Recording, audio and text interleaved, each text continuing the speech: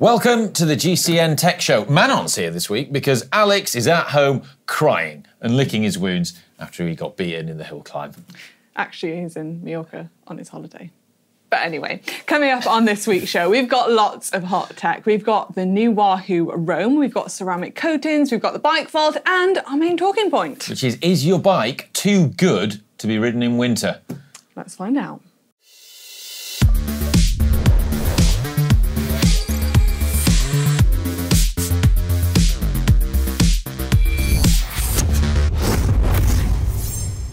Right, let's kick off with last week's poll where we asked how far can Filippo Ganna go in the hour record attempt.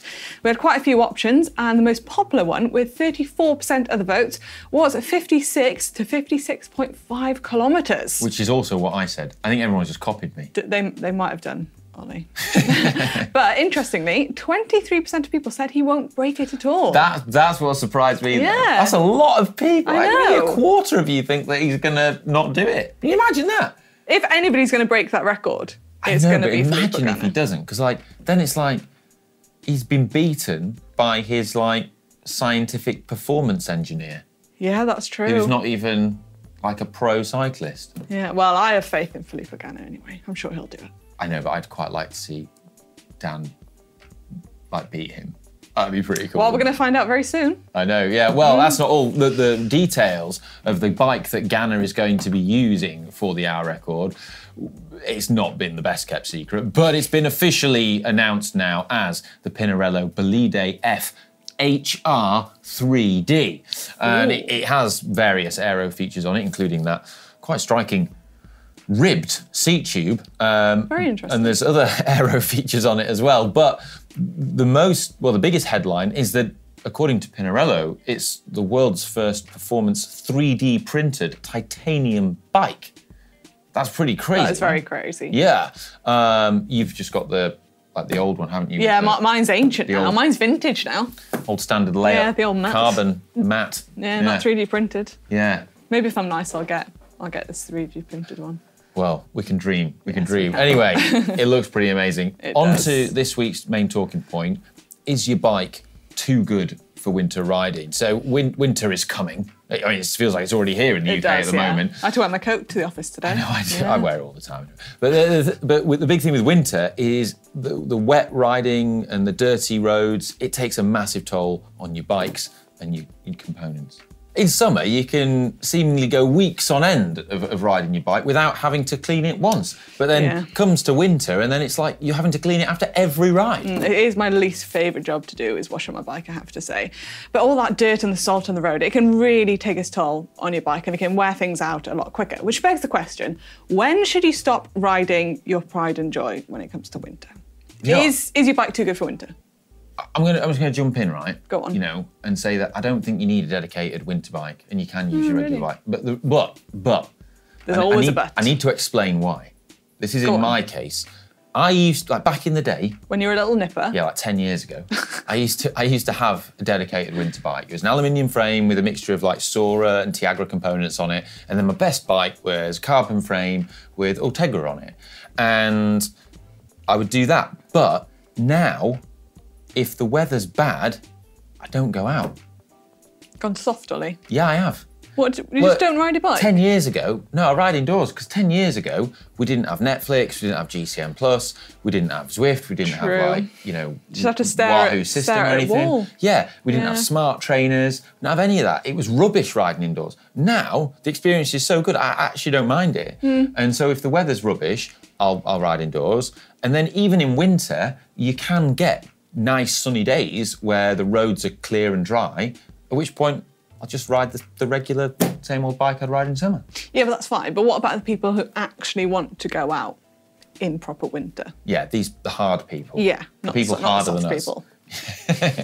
Well, to answer the original question, is your bike too good for winter? I would say it's an individual thing, but it boils down ultimately to what you can afford to or are prepared to replace. If you ride your bike through winter, you could probably expect that you're going to have to, at the end of it, change your cables, a lot of the bearings, like the headset, the bottom bracket, probably a chain, a cassette, all these things.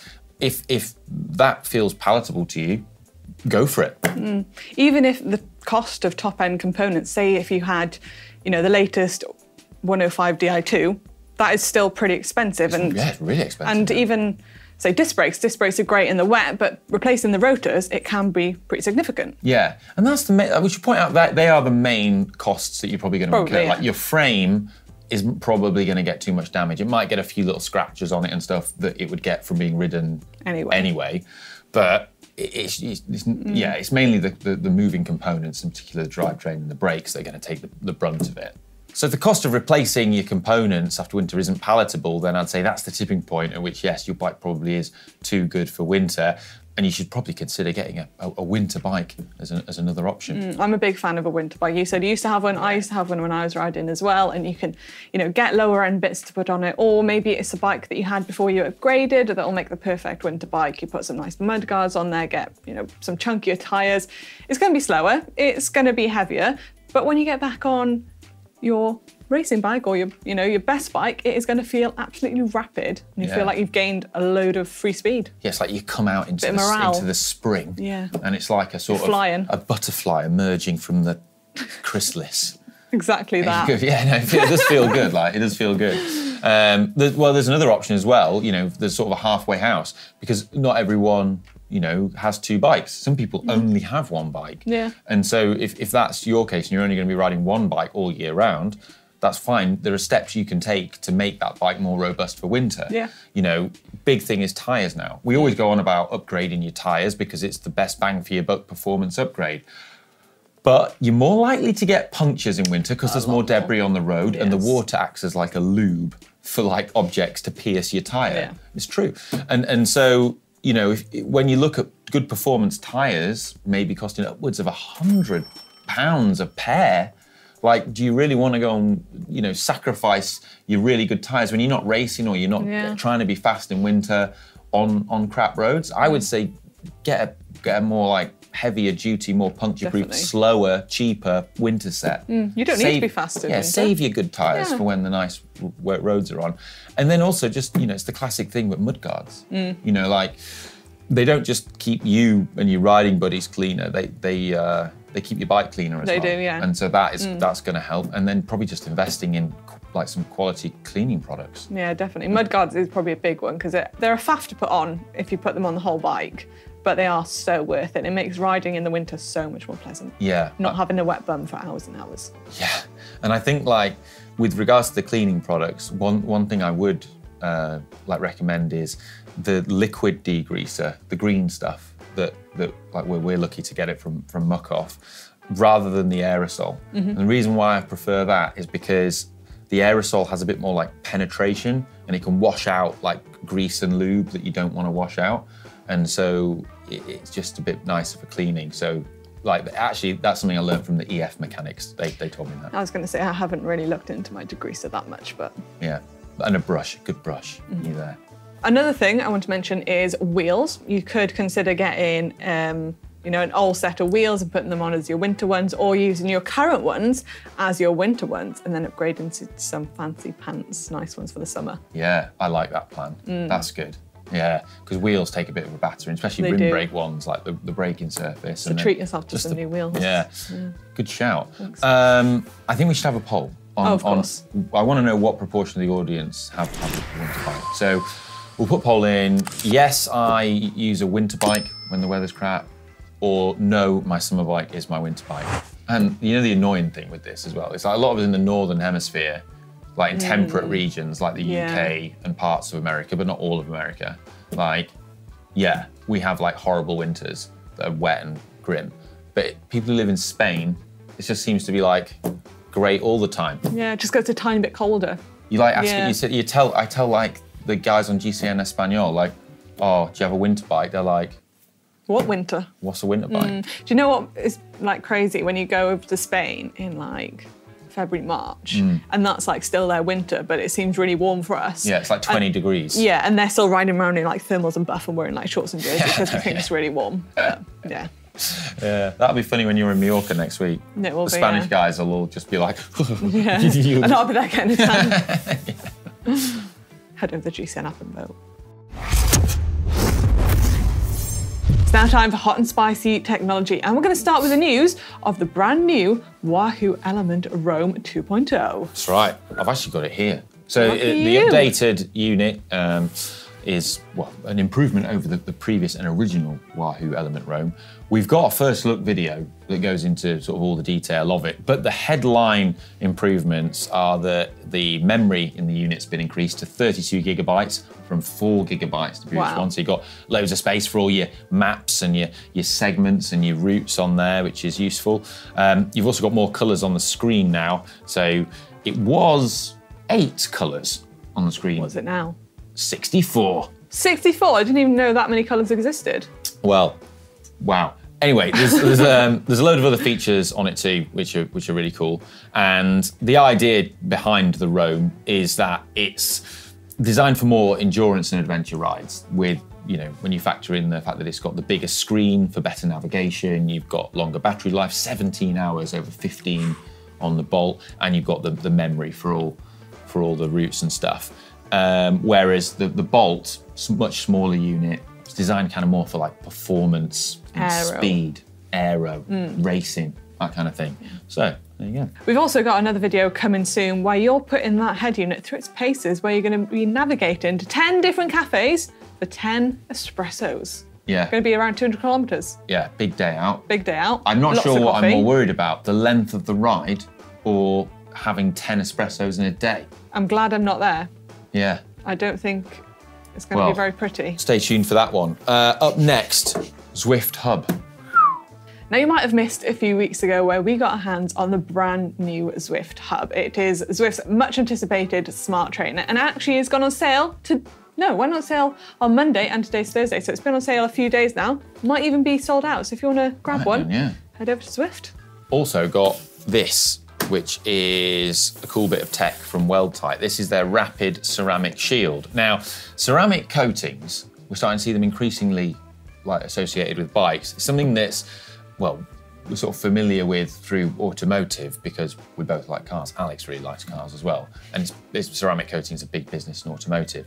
So the idea is that you apply a sort of a ceramic coat to the surface of your bike or car, and then it makes it really hydrophobic so that dirt doesn't stick to it, water doesn't stick to it, and then when it gets wet, you typically see all the water just beading up into tiny beads. It's really nice. Do you know what we didn't mention? What? We should have said this in the winter bike thing. This would be good for winter. It would. It's actually ideal for winter bikes, and that's partly how this product has come about. So they've developed it with Team DSM, because anything that can keep your bike cleaner, like also as you ride, we know that a clean bike is a fast bike.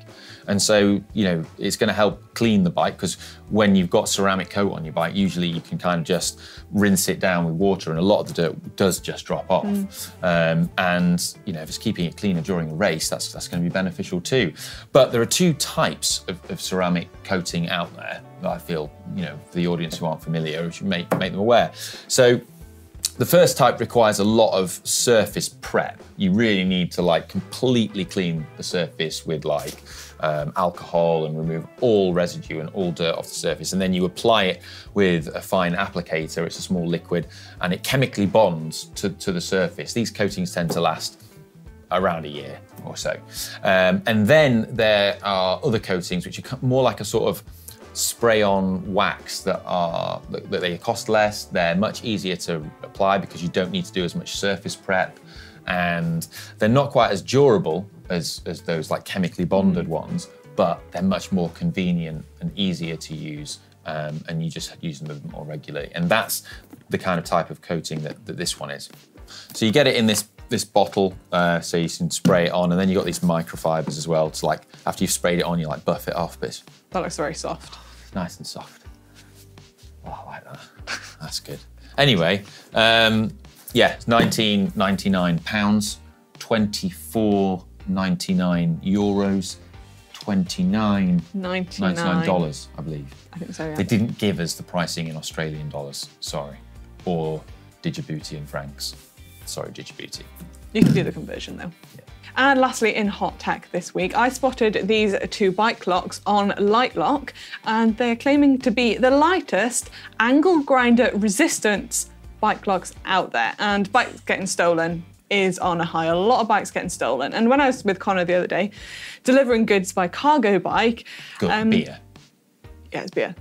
Beer is goods. And a lot of people were against it because they kind of knew bikes were being stolen and, you know, you need a bike lock.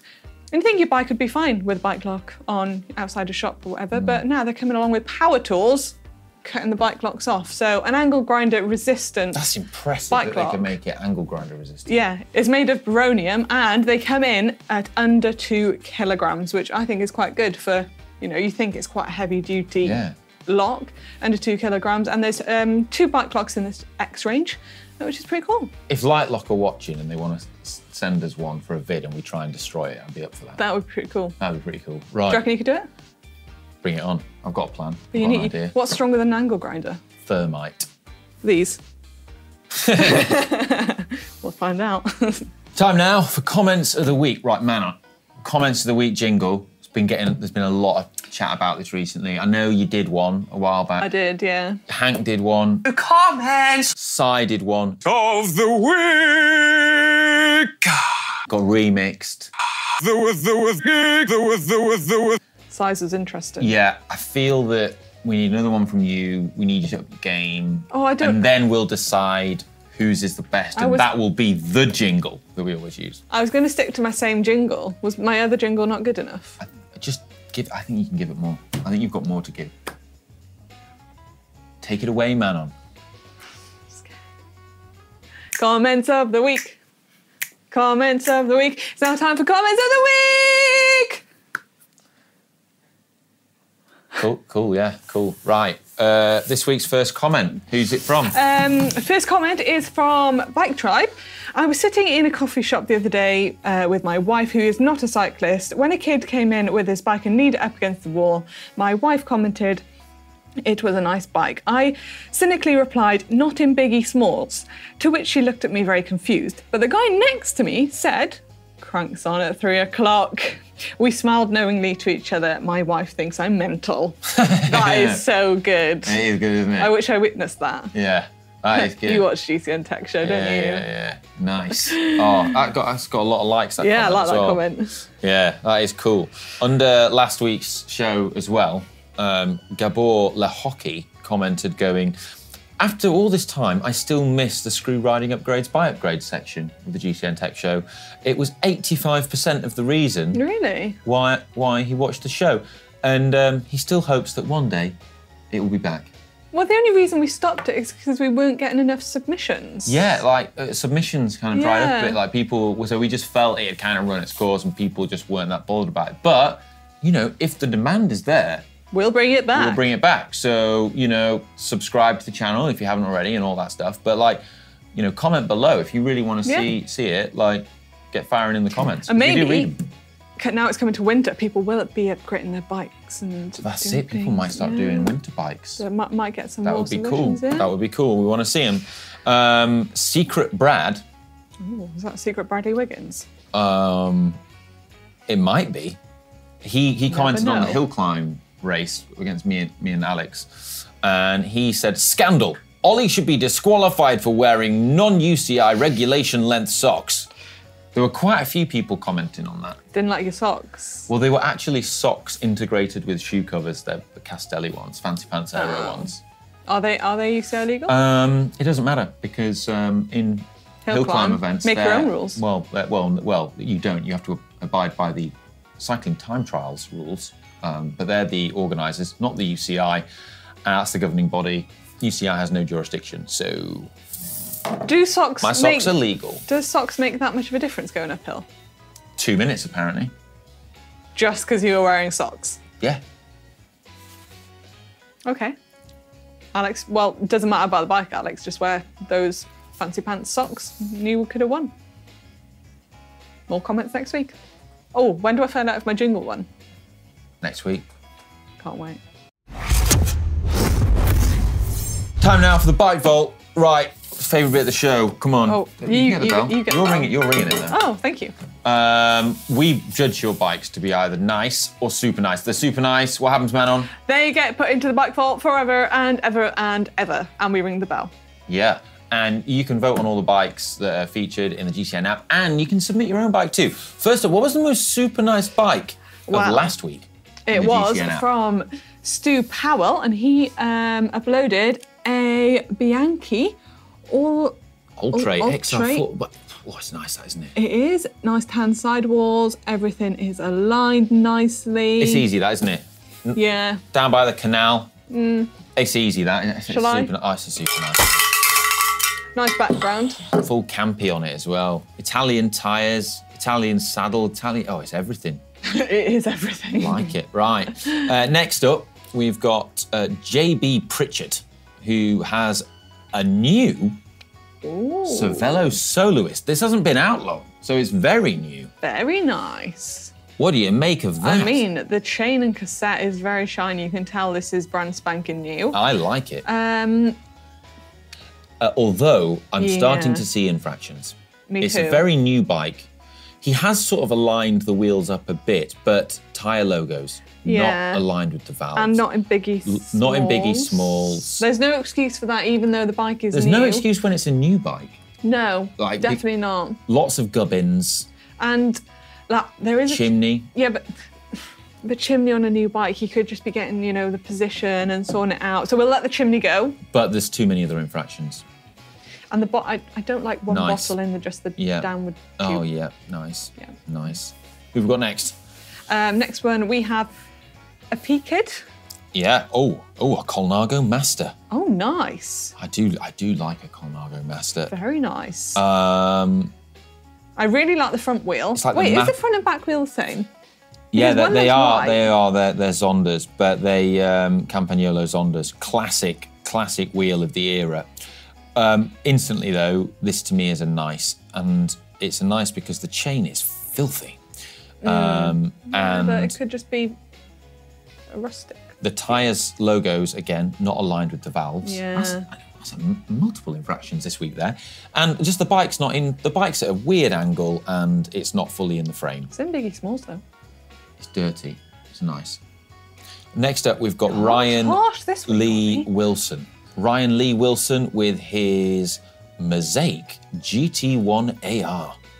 Ooh. What do you make of that? First glance, very nice. I'm digging the autumn colours behind it. Yeah, this is very nice. I think although the bottles are in the bike, they're smart. Yeah, they match. So these are the same. They're not worn. We're in biggie smalls. We're not at 3 o'clock. Yeah, but I think the crank is being used to prop the bike up. Yes, that is being used to prop the bike up. We'll let that slide. Yeah. I think that one is a super nice. Really? Well, if you don't, we have to agree. So if you don't, I quite like it. I like the. I don't want to get on the wrong side of you, Ollie. So no. You can get on the wrong side. I can. I'll super nice it. I agree. I changed my mind. It's a nice.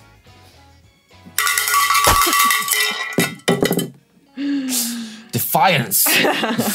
Next up, we've got one from Chris with a Trek Madonna S. Chris Boys. SL6. Oh. Oh, which Abbey is that? That looks like it's Byland Abbey. Byland Abbey. I was going to say I thought it was. What's the one? I mean, there's a lot you can choose from. No, where Si likes to film. Tinton Abbey. Tinton Abbey. Yeah. No, this is one of the Yorkshire ones. Oh. Yeah. Once again, the handiwork of Henry VIII. Trashing the abbeys, just leaving. Really? Did he do that? Yeah, it's because he wanted to get divorced. So he just trashed the abbey. Well, Makes sense. It's a long story. Makes sense. Anyway, nice. This could have been such a super duper nice. I know. It's such a shame because a stealthy black bike like that is my favourite. That is a stealth looking bike. Yeah, it could have been so nice. That might even have been the most super nice bike of the week if they did that right. Let's move along. Ruben Gonzalez 90 next. I wonder if he's like a sort of, I don't know, a sort of Spanish-speaking Joe 90. You won't get that reference, but don't worry about it.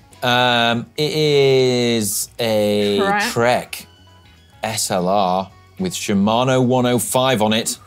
Group set of the people. Gold chain. Boom. Oh, that is nice. I really like that. Why do you have to go so close to the screen? Because I'm taking in all the detail. Nice. Okay. Everything's aligned here. I'm digging it. Super nice. That is.